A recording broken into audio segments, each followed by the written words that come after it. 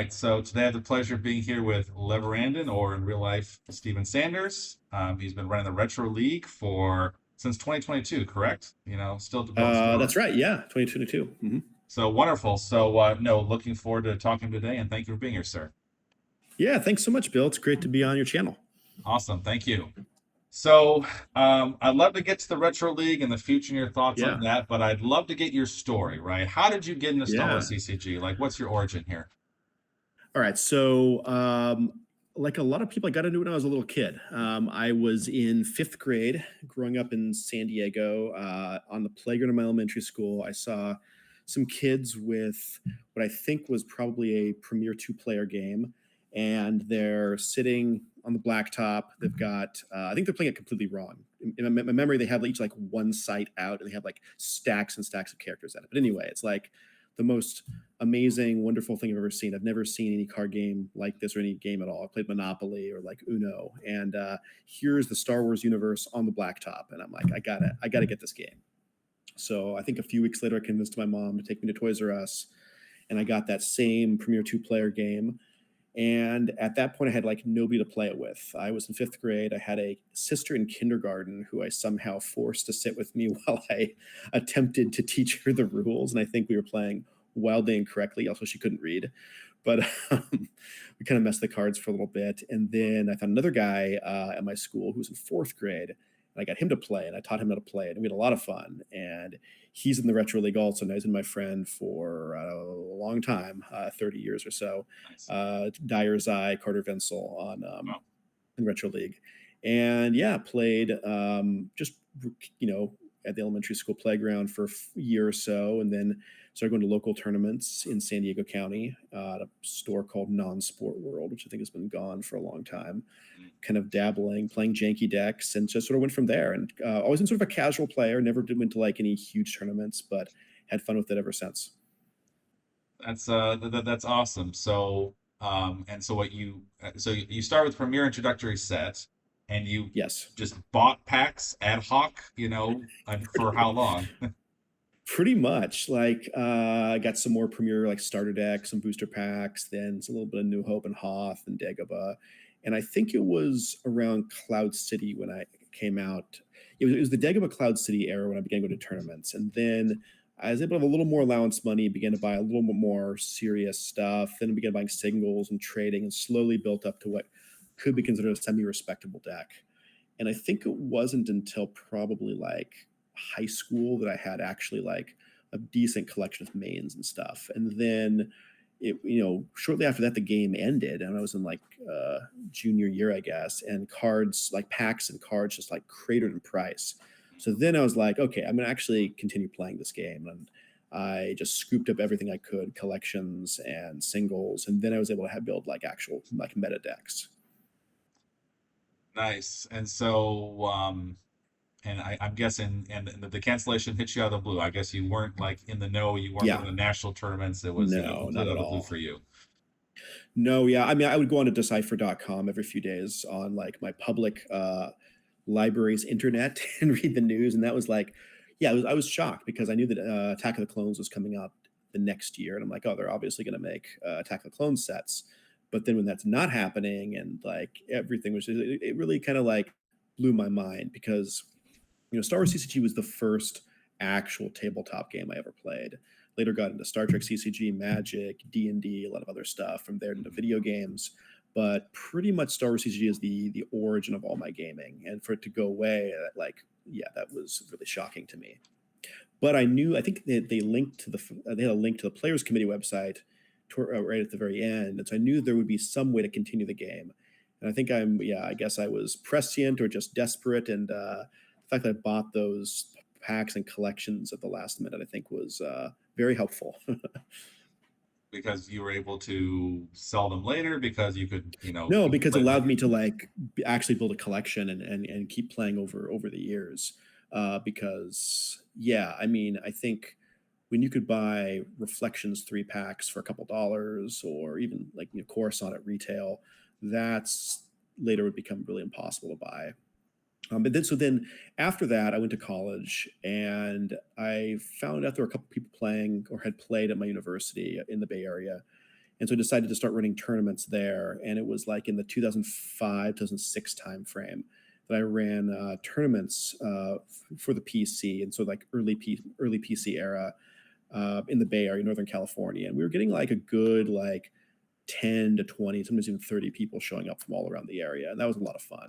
So that was my first time like going a step further and trying to like give something back to the community. We ran, Alderaan regionals and stuff like that. And I had people I think Kevin Shannon came to a couple of them. Joe Olson, people like that would come, and it was a lot of fun to meet people from all over the West Coast. That's awesome. So all right, so you're in college, you're running tournaments, and you said Yeah. Star Wars CCG was kind of your starting point. Were you Yeah. were you playing Magic? Were you playing, Star Trek CCG simultaneously, or you were focusing, how was that? Star Trek CCG, the first edition, I pretty much always played concurrently with Star Wars CCG.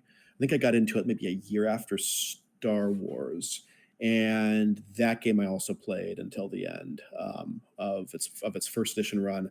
I tried the second edition. I collected a little bit, but it didn't quite click for me the way the first edition did. So yeah, I'm a big fan of Star Trek CCG first edition, and I've also been active with the continuing committee as well. Co-designed a virtual set for them and such, and I play it still now. It's a little bit harder that it's not on. There's no GEMP for it yet, but it's I play on like Lackey from time to time. I've heard Magic dabbled in the beginning, like that, not in the beginning, but dabbled in like the Tempest era, and then got into it more seriously in like the Ravnica Time Spiral, and pretty much played Magic continuously since then. To this day. Yes. Like on Arena or locally or what? I do play Arena sometimes, but I play mostly in paper, locally with friends. Also, I'm not like a huge like I don't go to like Grand Prix or anything, but I'll go to like most pre-releases and draft. I like drafting a lot. Like Magic drafts and Cube are my favorite. Amazing, impressive. I didn't realize you were spread across all these other yeah, probably spread franchises. too thin. If I focused more on one of them, I'd probably be better at it. Lord of the Rings, I also played Lord of the Rings TCG from the beginning through more or less the end. Okay, because that's on GEMP too. You play there or not so much? That game I've kind of dropped off on. I want to get back into it and like really learn it. But yeah, I haven't been as active in Lord of the Rings lately. Okay, very cool. So all right, so you were running tournaments in college, and then what? You graduate, and then what does that mean? Graduated, and then I kind of lost track of it, and I feel really bad about that. But I moved to the East Coast for work, and I was living in New York City. And at that time, I don't think there was a strong community in like the five boroughs itself. I think maybe off in New Jersey and in Pennsylvania, there was still a big community. But yeah, I kind of dropped away from it for about a little over 10 years, actually. I collected still. And so I used that time to complete like 2 full sets of the game, more or less. And then more recently, I got like the last couple of cards I needed. So I collected for about 10 years. And then work, starting getting married, starting a family, just kind of I didn't really have time to play it, or I didn't feel that I had time to play it. Still sort of kept up with it, but the virtual meta, I sort of lost what was going on in the virtual meta, and got back into it in 2021 because I was living in Washington, D.C. at the time, and there was Worlds being held in Alexandria, Virginia. And I just happened, I always browse the PC website to see what's going on, look at the newest virtual sets. Yeah. I saw Worlds is going to be there. And I'm like, well, I think like a lot of people, COVID and the COVID lockdown made me think about things that I wished I could do when the world reopened, sort of thing, like a little nostalgic, a little wistful. I'm like, yeah, I kind of wish I could play these games again. And there it is, a perfect opportunity. And they're doing a retro tournament. So I'm like, okay, I think I could play. It was Premiere-Reflections 2. I think I could probably have enough muscle memory to play Premiere-Reflections 2. So I got some decks together and went down there. Awesome. And how did it go? How did reality work? It did a lot better than I thought it would. I think I went.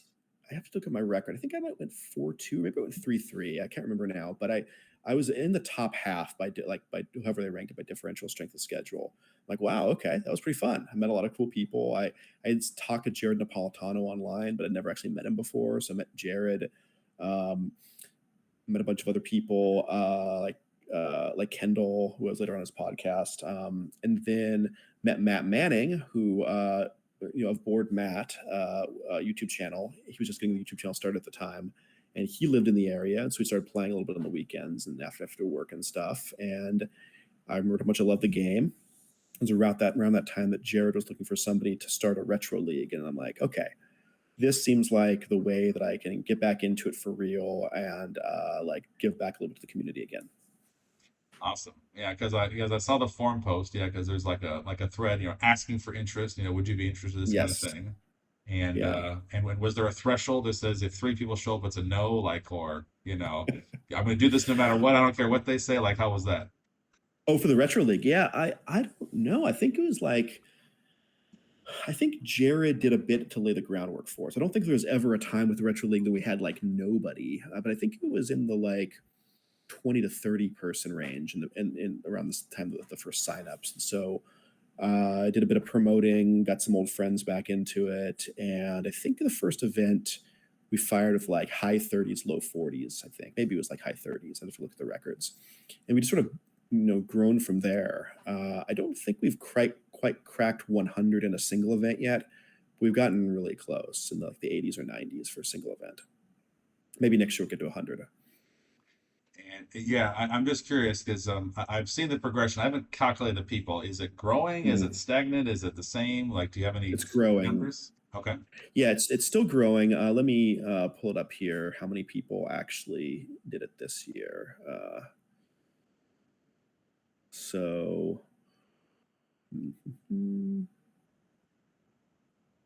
yeah, so there's currently 67 people in Decipher Cards only, but a lot of people, added or dropped over the course of the year. And it looks like I added drop tab, which is looks like about 38. Yeah, so I think we cracked 100 people registered over the course of the full year, which is that's really exciting. No, that's amazing. Not every event is for every person. So for those who don't follow Retro League, we have we historically had 5 events. They progress over the course of the Decipher expansion sets, and you're free to join any or all of them. So people like some formats more than others, but yeah, I think we had about just about 100 people registered this year for at least one event. That's very cool. So what's it like to run this event? Has this changed since 2022 to now? Yeah, that's a good question. I think it's definitely a labor of love to run. I mean, managing a tournament that has at some points 80 people playing in it is challenging, particularly when it's asynchronous. People are in different time zones or parts of the world. I think for the most part, people are a lot better this year with getting their games in on time and being responsive, letting me know or their opponents know when they can't make something. So I think we have a rhythm. Some parts of the year, like summer vacation, gets a little hairy every year, but it's pretty good. I think people have gotten better at this game, better at the retro formats. Like the competition is much stiffer than it used to be. I think in the first year, obviously you had people like Dr. Torch, Johnny Chu. They'd come in and they'd clean house, no questions asked. Yeah. But below them, there was like this big general morass of people that win some, lose some sloppy play. You can still win. But I think everyone's tightened up their game a lot in the years since. So Great. that's one thing I'm thinking about a lot, because I consider myself like a fairly casual player, like semi-competitive, but mostly casual. And I want the Retro League to appeal to people at every spectrum of competition. People that just log in once a week and get a game in for fun, and people who like track the meta and are like uber competitive. They should all have a home in the Retro League. How to calibrate that is tricky.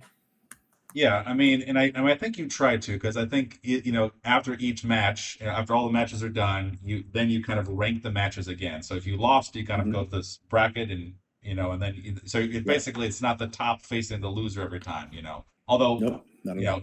Although it's possible, your first random match could be against Dr. Torch. I saw Dr. Torch fight against a guy using what is it, Masasi base operations. He was a good sport. He didn't win. But he wanted to play Masasi base operations. Okay, that's fine. Yes. It's So I allowed. guess You can do it. so I mean I guess it's basically kind of like luck of the draw for the first games. Have you considered like Yes. doing ranking for the beginning games and then you kind of Mm, split out, or is that too much work for 80 plus people? it would probably be quite a bit of work with the way the tournament software pairs people. I'd have to think about that. And one thing with the Retro League is I try to do everything based on majority rules and what people want. So we run a survey at the end of every year, and I try not to make any changes unilaterally. At minimum, I'll consult with like several enfranchised players, people like Jared, or there's a few people I talk to a lot, but generally mostly I just go by survey results. So people want to move to a system where the first round pairings are based on historical like win records, kind of like we did with Andy's match play tournament of the summer. We could do that, Yeah, but at the same time, I don't know. There is something to be said for just the first round. You just kind of get who you get. And the sure. thing about it is also like obviously the person who ran Messiasi based operations probably felt like they got a little bit beat up on, but also I get complaints when somebody who's really good gets paired with Dr. Torch first round. Like I'm not gonna name any names, but somebody like got paired with him first round and he's like, oh, I thought the first round was supposed to be the gimme. That's where I just get to win, right? How come I'm gonna lose the first round? So there's always different thoughts. I understand because there's the competition aspect. You want to make it to the top eight. You want to have the most points, Mhm. and Yeah, then you want to have the overall top eight. And if you're paired right. with Doctor Torch or Johnny Chu, your chances of beating them round one are not the best. So your Not the chance of getting best, the, right? the overall top eight is so there is some incentive to not have tough opponents. At least in the beginning. Yeah, yeah, that's right. But as it usually shakes out, not always, but usually somebody who is 5-1 with a really good strength of schedule can get into the top tables and have a chance at first. So it's possible. Um, but yeah, no, I mean, I think so. Yeah, Retro League, it's a ton of fun, and it's for me, it's exactly the right amount of like work that I want to be doing right now for Star Wars CCG. It keeps me engaged every single week. Because like any hobby, there are some weeks where I'm more into it than others, but like I'm accountable both to myself and to the rest of the community to do at least a little bit every week to stay with the game, which I like that. And so basically, you're not really. Yeah, because I don't see you play a whole bunch of casual games, right? Often, like pretty much, it sounds like for you, it's a retro league for the most part. It's because, well, part of the reason is because I live in Asia right now. So I'm off. I do play casual games, but it's often not the time when American players are online. That's So fair. my dog is trying to talk to me. So I'm often playing with people in like Australia or in the European time zones. But yeah, I do play some casual, but not as much as other people because of time zone issues. Sure, makes sense. And is it weird to be because I know this in Star Wars, because Andy's tournament, Andy was a participant. Yes. Retro League, you're the tournament organizer, but you're player. Is it weird to be a Yeah. player and the tournament organizer, or what's that like? I think it's okay. What I try to do is obviously I try to be as generous to the opponents as possible since I am the TD. Like I allow every kind of revert. I'm fine with it. Pretty much everything people are playing against me. And if there is ever something that comes up where I feel like on the rare occasion where I think the opponent needs to either get an auto loss or whatever, I will try to like loop in for somebody from the PC. So there's a lot of accountability, and there's never like, why did I do something?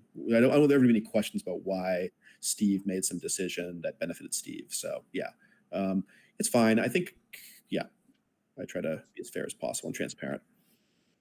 Cool. All right. Yeah. So, do you have any previews or hints? So, I mean, you said you do a survey at the end of the year. Do you kind of know Yeah. whispers in the wind, what's in store? Or is it too early to say, for next year, or how's that looking? So I follow, although I'm not like I don't do Slack very much. I am on Discord quite a bit, and I follow, particularly the Star Wars the book club. I don't know. You're on that I'm in the Discord, book I club. think. I've Yes, seen you on I'm there. there too. Yes, I Yeah. was invited. Yes, or saw the I'm on the link or book whatever. club, Yeah. which is like it's more of like the casual retro crew, and then I'm also on the official one as well. And I try to follow the conversations. I think one thing that I expect people will want for next year is to. There were a lot of different retro events this year. There's Retro League. There was the Retro Tournament for Charity. There was Andy's match play event. I cannot remember. I'm forgetting the name. There's Yeah, also a retro. Yeah, retro game PC. Yes. the GEMC, yes, the GEMC. And then there is at the end of the year we have a retro like tournament champions. And that's to say nothing of like the Beezer Bowl has an online component. There's a lot of retro happening, but it's not all unified under one kind of banner. So if people want this, I think one thing we could look to is move towards just an overall retro calendar where we're making sure that things are deconflicted, that we're not stacking too many things up during the summer months people are traveling. I don't want like certain events to cannibalize other events. There seems to be a message from a number of people that maybe 5 Retro League events is too many. Maybe we should go to 4 and space them out a bit more so there's time between the Tournament for Charity and the GEMP C and things like that. So we might try to go do something like that. We may also have, if people want this, all of these different retro events at various levels of competition to provide some sort of like points that all feed into the end of year Tournament of Champions. So that could be something we do as well, because currently only the Retro League gets you points to go into the Retro League, like the Rock C as it's called. So yeah, Sure thing. And what do you think about kind of the concept? Obviously, the Retro League, the first one in 2022, you start with A New Hope, and it seems like the last few ones, Yes. it starts with Premiere-Hoth, no more Yeah, Premiere, New yeah. Hope kind of thing. You have to participate in every single event, right? If you decide that you Yes. don't want to do Premiere Indoor or whatever middle event, you're not going to make it to the end of Champions. Do you That's think right. that Yes. obviously that's intentional, I'm guessing. Is there a chance that if someone doesn't like a particular format, they're not penalized towards the end game? I think we should ask that question on the survey this year. I agree that there are like really great players, like Dark Deal 44, for instance. He's one of the best in retro play, but he's only playing Premier Death Star 2. Maybe he plays Classic Novi or He played Classic Novi. Yeah, he played Classic Novi as well this year. Yeah. He's out for DCO. I feel like he should be recognized as a great player. So I think you're right, but I want to talk with the PC more about it, because to some extent I'm still following the rules that Jared laid down in 2021 when he gave this to me, even though he has taken a little bit of a step back from managing these things on the day-to-day. So if the community wants that change, we make that change. I want to run that by the PC, but I think that there's an argument for it, certainly. Yeah, and it's just a question, and I'm all for majority rule and majority opinions. Just just a thought. Yeah, so yeah. That's cool. All right. So obviously, I think. Well, Bill, what do you? I mean, I'm trying to remember what your preferences are. You are more of a PDS2 guy. You don't play. I prefer PDS2, and I'm gonna make a video about more of this, like kind of why this is kind of format, but I mean I like the idea of a pure format personally, right? We don't modify it. The good, the bad, and the ugly. We play the game for what it is, right? Yeah. And I know why you have Premiere Reflections 2 modified. I'm gonna make a video on Watch Your Step and why it's kind of busted. And yes, you can overcome it. Yes, there's counters, but it's really difficult. Yes, that's right. And whatever not. And and part of it's I'm kind of sad because I never got to play the Decipher Cards only pure format, right? Very quickly, the Decipher Cards only modified. So I've never really played, Senate or all right. Pod racing that much, but I've heard anecdotally many times it's busted, it's busted, whatever.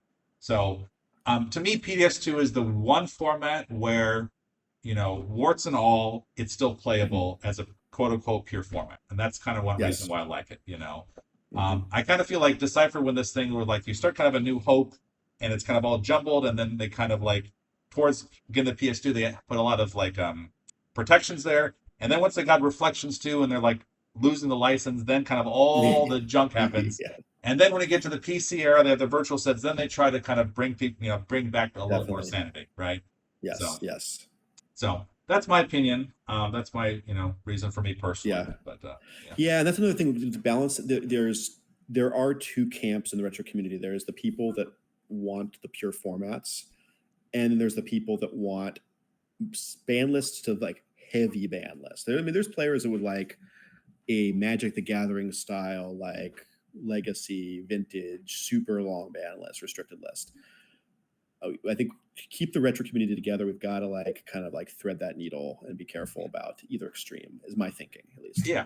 And I understand that. And yes, and there's some players, you play numbers, they will quit, right? And so we have this weird situation where the casual games don't match the tournament games because the people play the game casually, their Yeah. decks are not tournament viable because they're not using the cheese or the NPE Yeah. cards or Yeah. whatever, and so they Right. don't Right. actually get practice on how to counter the cheese NPE cards. So it's a weird situation.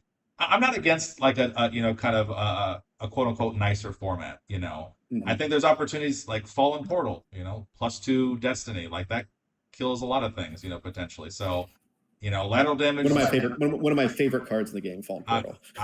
I get it, but when you're as a dark side player, and you lose your Yeah. Vader, you know. That's right. That's right. So I Yeah. don't. I think there's opportunity for potentially a very catered experience format. I don't know. We can talk Yeah. more. Yeah. Yeah. Yeah. Sure. Sure. Yeah.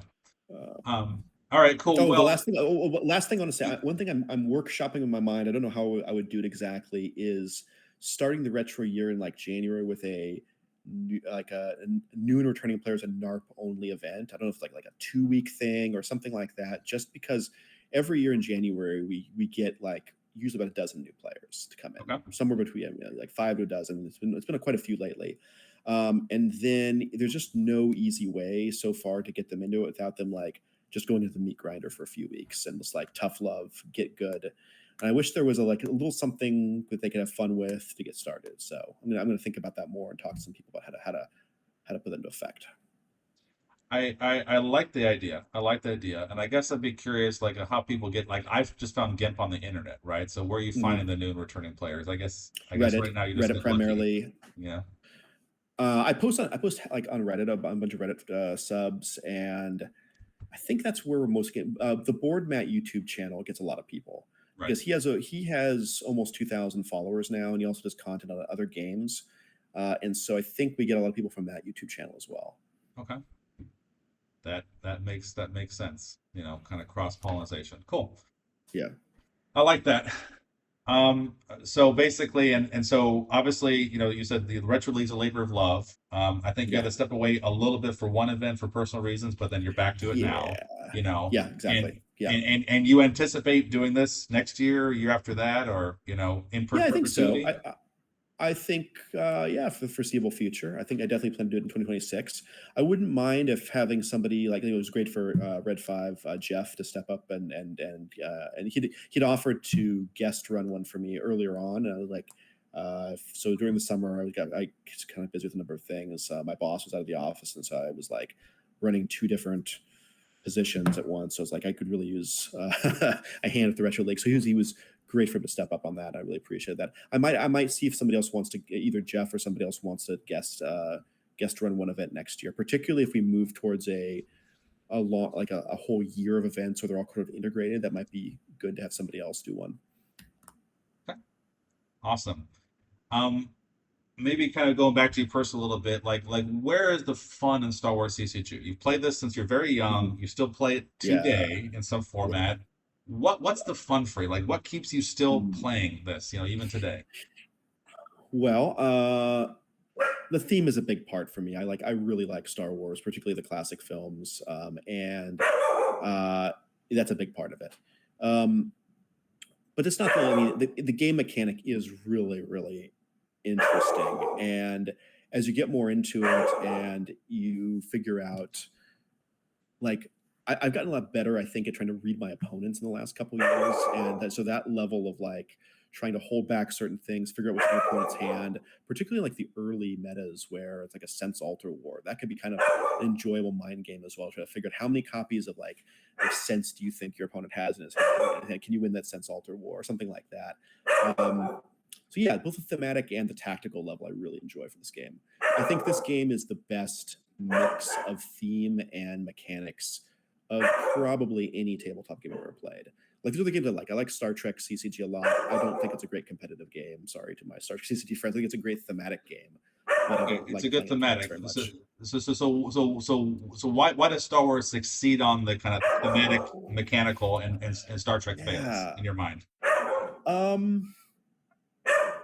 Yeah, I don't want to spend too much time like bashing on Star Trek, but Star Trek CCG is at least 1E is too long. It's not quite interactive enough. There's a few things like that make it, I think, not as good of a tournament game. This game works because basically every single card in the game, I'm sure I can think of some exceptions. But basically, every single card, it does the thing you think it would do in the Star Wars universe. Right. So it's very intuitive. You feel like you're building out the universe and playing the movie, but at the same time, like there is just so much back and forth with your opponent, like the beat counter beat sort of flow. Yeah, it just really works for me that way. That's the best I can say. I like it. I like it. Very cool. All right. So talk about schedule. Okay. So you play the Retro League. You run the Retro Mhm. League. You're personal, and obviously we can Yes. separate personal from you'll go with the majority Yeah. once, okay, but your Yeah. Yeah. personal least favorite and your Mhm. personal most favorite formats. Oh, okay, sure. Of all retro formats, my most favorite, yeah, it's probably Premiere Death Star 2. I think that is that's the game at its best. I think. Um, I th- there's obviously decks that are like S tier decks and stuff like that, but no deck in that format is unbeatable, particularly if you can metagame. But even if you go into it blind, I think you can still have a fighting chance against any deck in that format. Even things like Ralops, there's ways to exploit its weaknesses. Um, Least favorite format, I mean, yeah, we could say something sort of wacky and terrible like Bermuda Tatooine or something like that, but of I mean, formats that are actually played, or it doesn't mean played or not. I mean, it yeah, is a no, format. It's a legitimate I'm format. gonna say of formats that are actually played, I think for me, Premiere New Hope is not very much fun. I'm not saying they'll never come back and play it again, but there's really only one deck for outside the Force that's viable. It's the 96 World Championship deck or some like deck designed to beat it or something like that. But yeah, the diversity of decks is very small, and you don't have quite as many tools to deal with some of the broken cards from Premiere.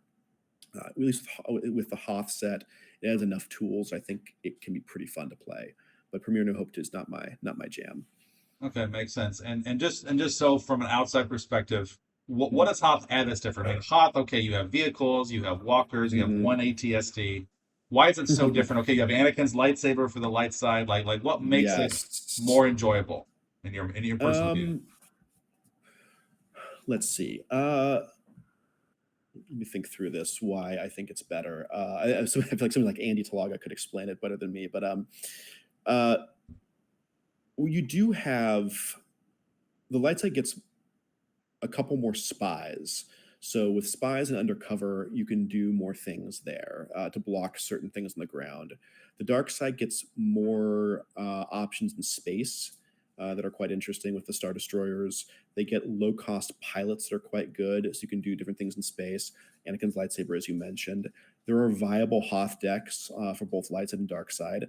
Maybe they're not the best deck, but you can do cool things with Walker Garrison. And I saw I didn't think EBO was viable in that format, but I actually saw Johnny Chu play a very effective mean EBO last year in Premiere-Hoth, so I think it is viable actually. So the cards from Hoth, they do a lot of different things. Having the fifth marker for Dark Side is a really good addition, starting location. And the other Hoth sites around it, you can do some cool things there. So I think there's quite a bit you can do with that makes it a more diverse format than Premiere New Hope. Okay, cool. All right. So speaking of decks and personal Mhm. preferences, maybe this is a Yeah, good time to go into the deck tech. So, sure. all Yeah. right. So I guess if you want to share your screen when you're ready. Yeah, let me do that. Let's start with a Premier Death Star 2 deck that I've been really enjoying the last couple years, which, let's see how to do this here. Yeah, this should be it. Okay, so this is my There Is Good in Him Scouts deck for Premier Death Star 2. Some people don't think There's Good in Him is a very good objective. I believe Andy Talaga on a board mat video here. But I don't know. I've had a lot of success with it over the last few years, running it as a platform for scouts, because the fact that you can start these Endor sites and Luke Skywalker Jedi Knight with his lightsaber creates a very potent starting package, I think. And I use it to then bring down with my starting interrupt. I start strike planning, so I can get General Raikan, not General Raikan, General Kriegsmadine first turn, and that will then let me pull most of the rest of the scouts during this deck, one every turn. So it's like I played as a better version of Rebel Strike Team. Rebel Strike Team is really not a very powerful deck, but this can do much of the same thing as Rebel Strike Team with a more effective platform. You also have what is it? I feel the conflict, so that every time you win a battle, your opponent loses 1 force. So you try to set up, you try to bring down a large number of scouts, or I run Eloms also, which are very powerful with Imperials, to consistently win battles and stack cards on I feel the conflict. Inevitably, you probably are going to get Luke taken from you, but often with this deck, you can throw down enough characters, sort of a counter beat to free Luke, which can be kind of fun to take down Vader and free Luke. Yeah, you can also run this card here called Insertion Planning, which is a Destiny 6 card that we have a scout at an exterior planet site. You can subtract 3 from your opponent's battle destiny. So you're running, these docking bays here that are exterior planet sites. And so you can play Insertion Planning and hopefully make your opponent's battle destiny very, very, very low. This is not. Oh, this is my. I'm sorry. This is my Premiere. I'm on the Premiere-Hoth 2 version. What am I doing? Let me open the correct version of this. But GEMP is down again. That's not sorry. You have to go advanced. Yes. Yeah. Hang on. Sorry, guys. I should have looked at this beforehand. Yeah, the GEMP certificate situation. Okay, here we go. Okay, got the correct deck up now. Mostly the same, a few differences. Yes, we're talking about Insertion Planning, really great card. You can also, this deck is also, I found to be fairly effective against Relative operations, because with this starting Kriegsmadine, you can pull out, your scouts ability less than 3. You can also pull out the spy scouts, which are Lieutenant Blount and Colonel Kraken. These guys are the pilots for the Z95 Headhunters. They're spies and scouts. So you can also use squadron assignments to pull their matching ship. And very early in the game, like maybe turn 1, but probably I think it's more likely turn 2, you can drop Tala 1 or Tala 2 with the Relative system, take control of that. And that will make it much harder for your opponent to flip Relative base operations. And you can start, and you have quite a few characters here you can start bringing down. You can use Corporal Beezer to prevent reacting, so the ATST version of Ralops can't react to you. So I think it's a fairly effective deck to face Relative operations. I've had a lot of fun with it, at least. You don't turn Vader to the light side too many times, but you actually can with this deck make that happen, because you pretty much just need to win. You need to win 4 battles to make it happen.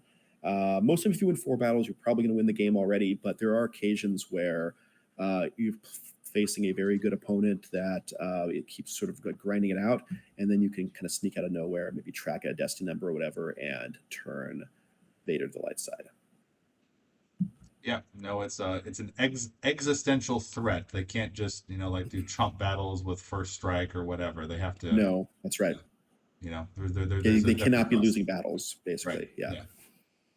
And absolutely. With Ralops, your opponent is spreading themselves pretty thin usually, and if you can stop the reacting, you can get down and take out some random Imperial scrub or something, and they're not to win.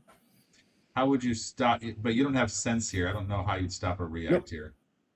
Corporal Beezer. Oh, Corporal Beezer prevents reacting. I see. Okay. Yes. Frodolet's favorite character. Yes, absolutely.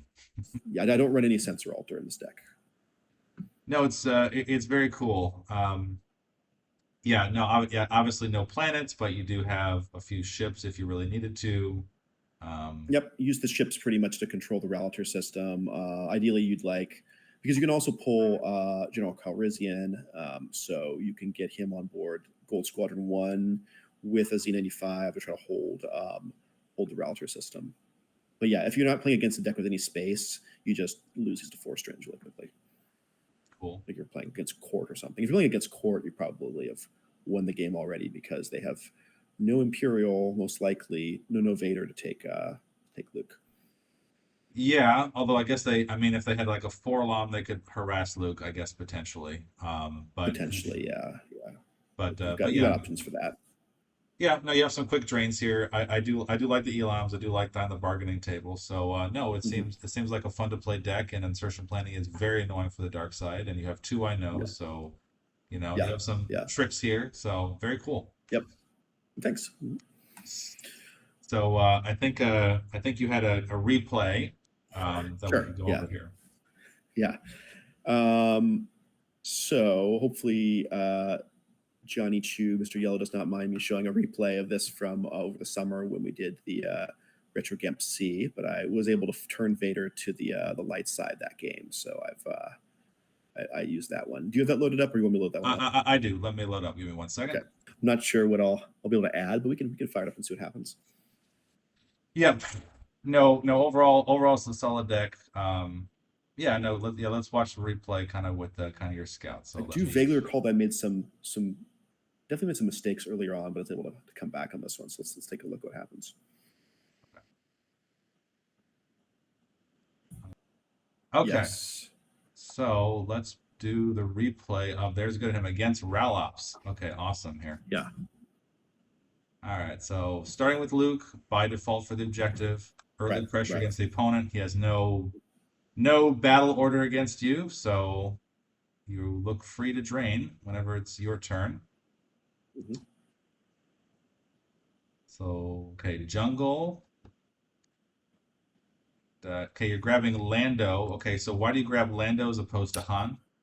I grabbed Lando because he's playing Ralops, so I can get one of those 2 spy scouts to Raltier, and then so I want to get Lando out of my deck. I don't have give him my force pile, of course, and then on a subsequent turn I can get him on Gold Squadron 1 to reinforce the Raltier system.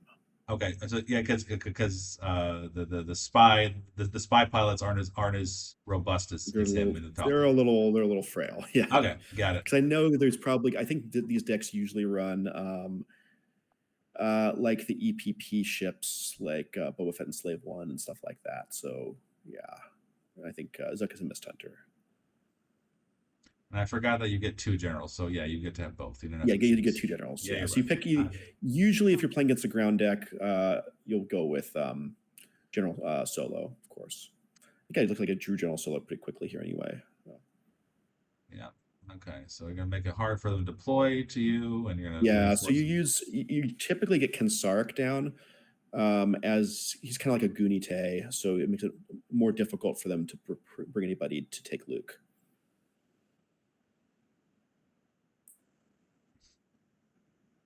Now, just curious here, of course, you deployed your own docking bay here versus just waiting, I guess, or yeah, that might have been a mistake. I'm not sure. Yeah, I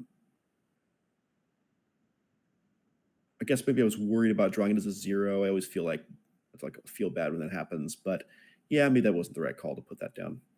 Well, I mean, I guess if you're gonna put it down, you put it down to Raltier so you can move there quickly, but. But I guess you control the site there. Oh, I put that down on Raltier because I don't want. I didn't want to give him another Raltier site, I guess is the reason, or maybe I didn't want him to be able to come to me there. I'm not sure, but that's. Okay, so he deploys. Yeah, Endicott. Okay, this is standard. Looks like a standard ATST. Yep. So you're gonna. Oh, he flipped. Oh no. He flipped. Yeah.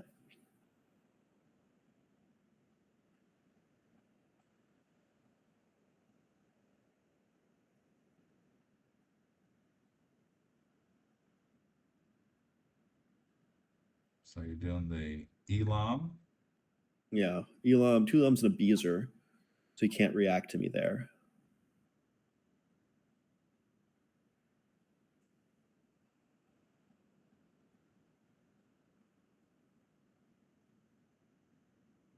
Yeah, I think Bill. I think I'm losing you. Network issues. Can you still see me? I can hear you. I hear you fine. Okay, good. Yeah.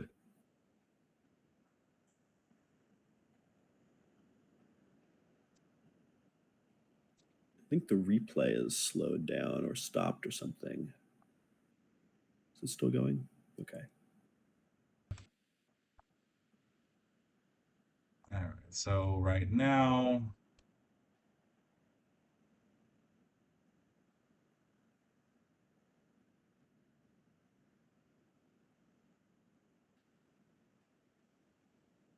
so you drain for 1, drain for 2. Yeah. Yeah. He probably doesn't have a way to recover force in his deck unless he has first strike. All right. So you have a whole bunch of scouts, and there they go. Very nice.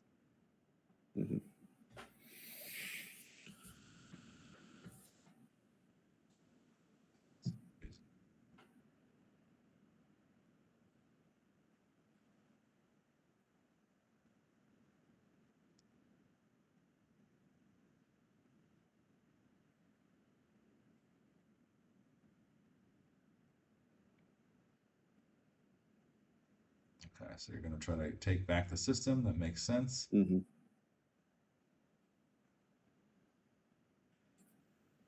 And you won the battle. So yeah, actually, you have a way to hurt Ralops because you have the, I feel the conflict. That's good. Yeah.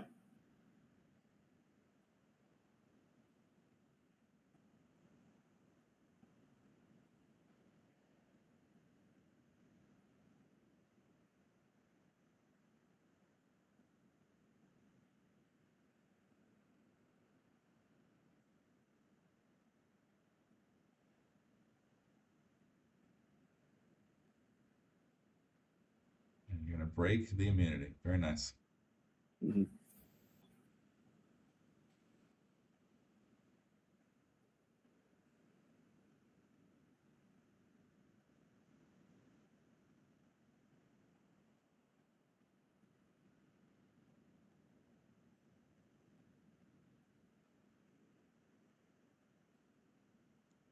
Three battles. Nice. Mm-hmm. Getting close. Yeah, I think I might. Yeah, we'll see. I think I track that 6 after this. I think is what happens. But let's see if I remember this correctly. Well, actually, insertion planning helps you reduce the battle destiny, so it helps you win the battle too. Actually, don't normally think Yeah. that way. Exactly.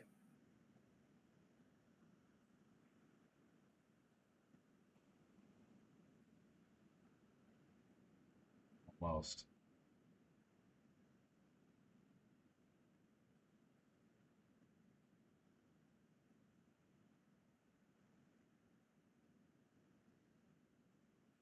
Yeah, that's the That's gonna be the game. I think That's game. Yep. That's game. Yeah, because I realized I didn't even need that battle. I had that 6 tracked, so you can win with just 3 cards stacked with a 6. Beautiful. And yeah, you didn't have Lord Vader, so Right. and most props don't have it. I love that. Right. That's unexpected. With Cool. Lord Vader, I think you need 4 cards stacked. Or some. Oh, well, I guess it's with Palpatine. Whatever. Anyway, you did it. Very awesome. Yeah. Oh, cool. Thanks. All right. Cool. Yeah, I definitely think there was some mistakes in that one, but it was fun to see that happen. Yeah. So, would you want to talk about another deck? Yes. Let's talk about your other deck of choice. Yeah, sure. Let me. Okay.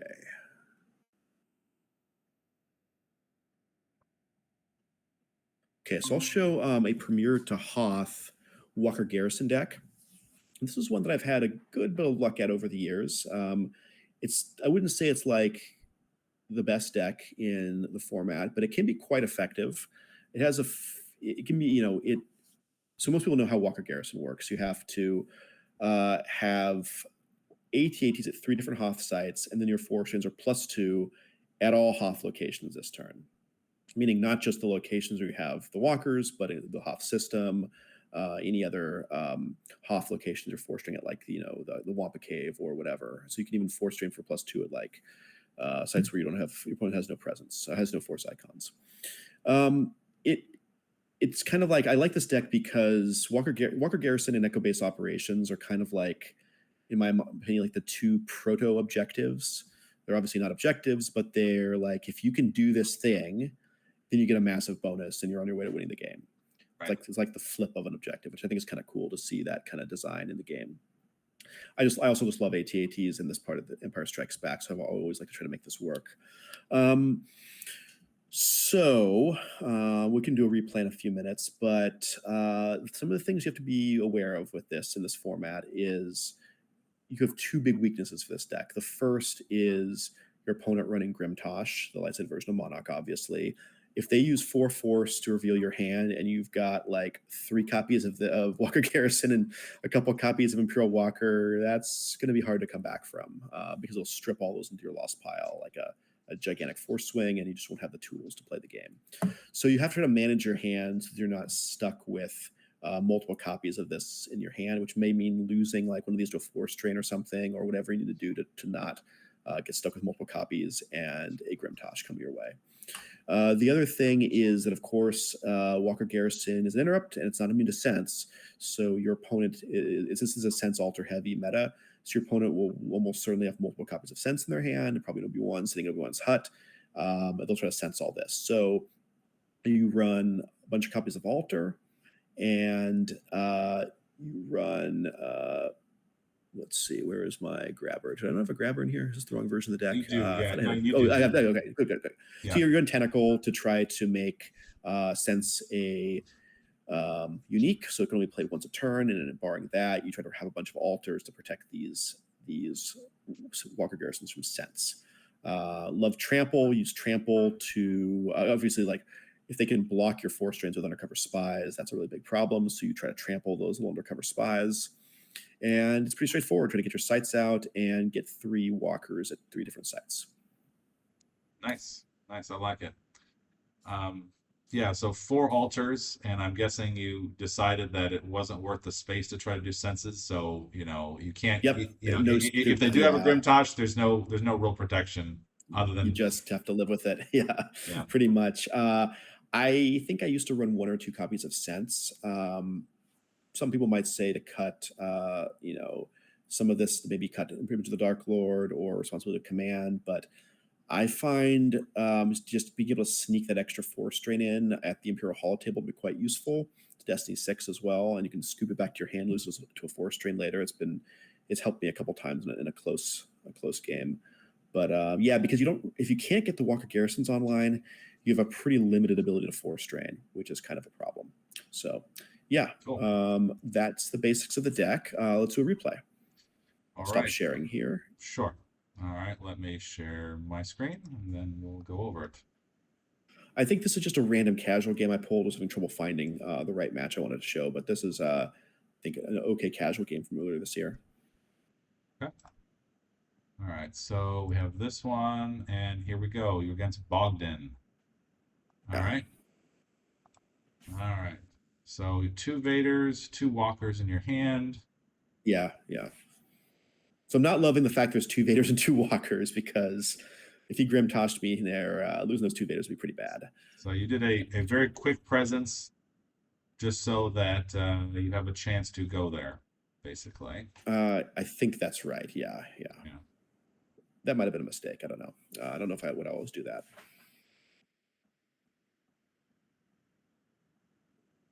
I think it was because I had the Vader in my hand. I thought it might be a good idea. But yeah, I think that was probably a mistake to put that presence there. Yeah, because then I have to do a U3PO. Yeah. Usually I'd probably put the presence on one of the Hoth sites so I can have another force drain. Makes sense. For the game. All right. Drawn cards. Oh, Gotta do a lot of card drawing in this format. Yeah. Yep. So why'd you deploy them there, then move them there? I don't understand. Like you deployed them, why not deploy them here directly? Because they're cheaper. But they deploy -1, but you're moving them anyway. So but they're free. They move for free between the mountains and the ice plains. I see. It's on the game text of one of on the mountains, I think. Okay, interesting. Yeah, so you generally you start the ice plains because it's a better site's 2-0, but then you hope to draw the mountains as fast as possible so you can get everything in cheaper. Okay. So what, you're afraid of a beat down here with Obi-Wan, so you move, you're not ready for that? Is that what that is right here, moving them back? Because I don't remember why I did that, to be honest. Maybe because I'm hoping to get to the next site, and so I want to get them as far as possible in, so I can because because you can only walk them one at a time. Maybe that's why I'm doing that. I think, but I can't remember. All right, yeah, you have passengers. Okay. Oh, you're trying to go over here. Okay. Yeah. That's right. I get it. So Okay. I can do a drain there with those All right. guys. I'm thinking backwards. Okay. And I have a giant hand.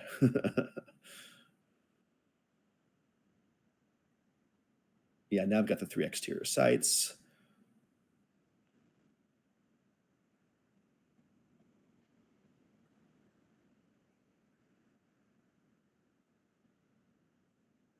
And I can load on the drains. Mm-hmm.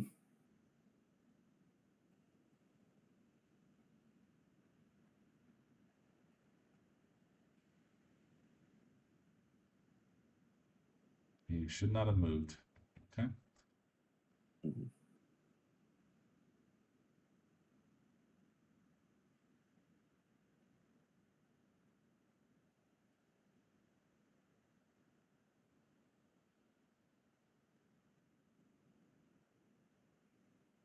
I was trying to sense you. Mm-hmm.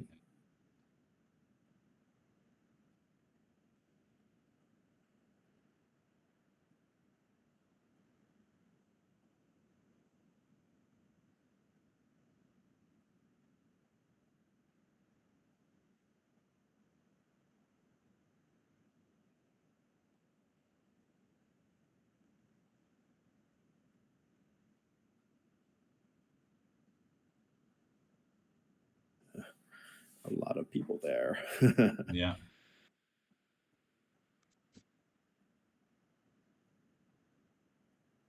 Okay.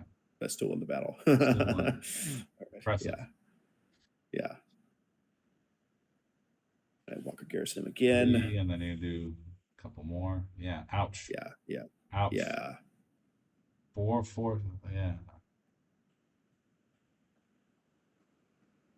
Okay. Okay. Yeah. Leia is a leader slash 4 for greater than 4, so Mm-hmm. responsible command will stop that. Yes, that's right. Mm. I circle him. You circle him, and there's no Courage of a Skywalker yet, so yeah, he's Nope. dead. He gone.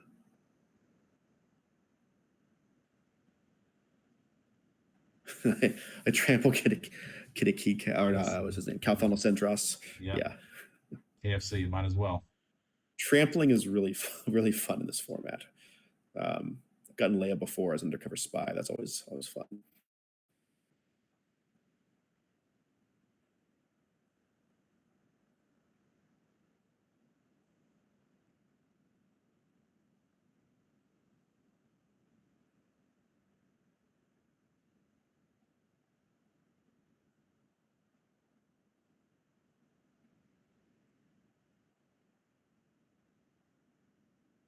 Yeah, I like this deck because it is a bit of a glass cannon. Like it has some real weaknesses, but every single game is just a really fun tactical battle on Hoth. Because if they just ignore you on Hoth, you're probably going to win. So they probably have to bring some people down.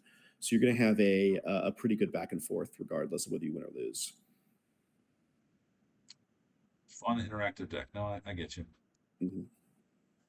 And he concedes. Yeah. Okay. Yes. So because you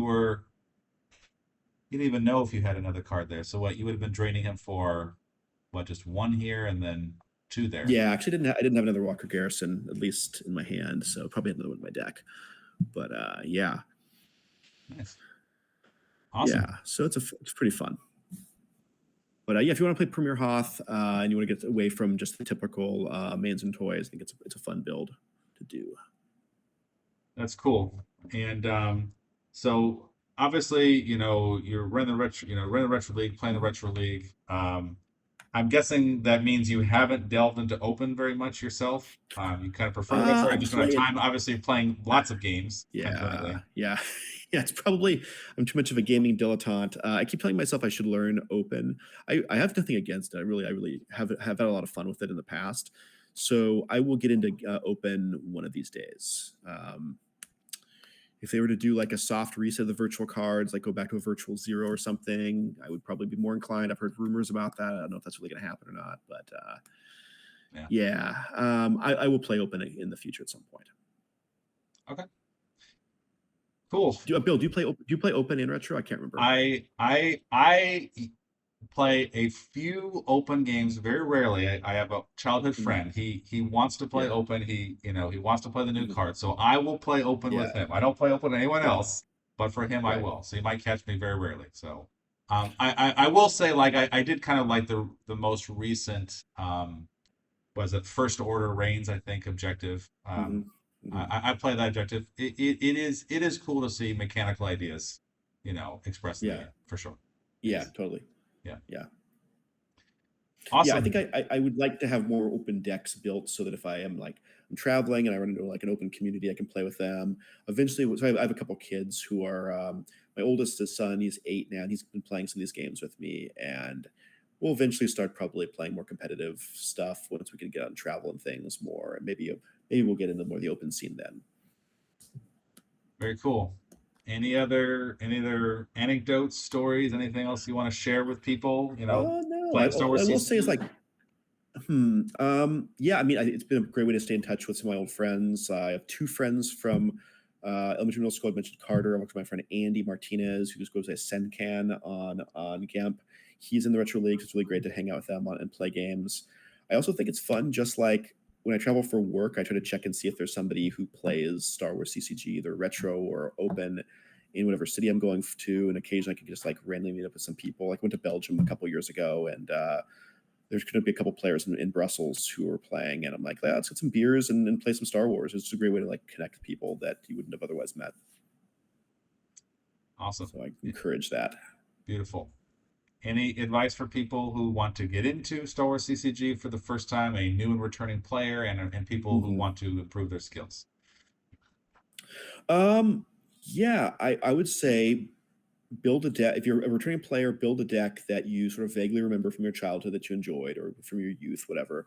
It doesn't have to be like the best deck. Just build something that you think you enjoyed, and then you can. And there's no harm in net decking. So find like a version of it online that people seem to enjoy, like on one of the sample decks, or on PC forum, or on like a board map video when Andy Tlaga comes on. Just copy one of those decks and start playing with it, and you'll lose more than you win, but it's always a good time, and you'll get better faster than you think.